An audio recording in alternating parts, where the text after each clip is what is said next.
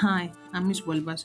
Today I'll share a practical strategy for practicing editing and revising questions on the STAAR test.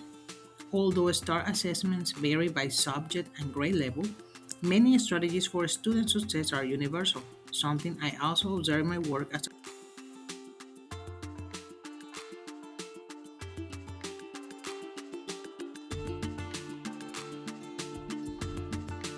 As I mentioned before, starting in 2023, the STAAR test has placed greater emphasis on editing and revising questions. Depending on the grade level, students typically encounter about 14 to 17 of these questions at the end of the test, with roughly half focused on editing and half on revising.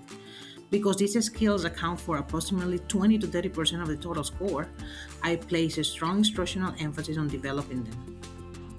Strongly recommend creating a second semester routine, explicitly teach what each skill evaluates, and practice editing and revising daily or 4 times a week using free online resources.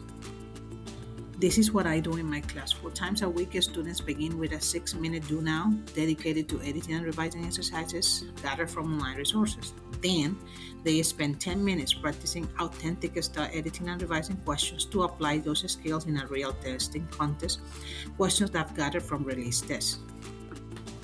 Lastly, and most importantly, this is how I approach STAR practice. Students first understand the question.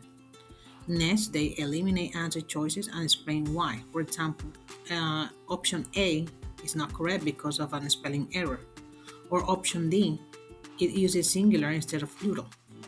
Finally, they select the correct answer and justify it. In this case, option B is correct because capitalizing Mr. Henderson corrects the error in sentence 3. Since it is a proper noun, it needs to be capitalized.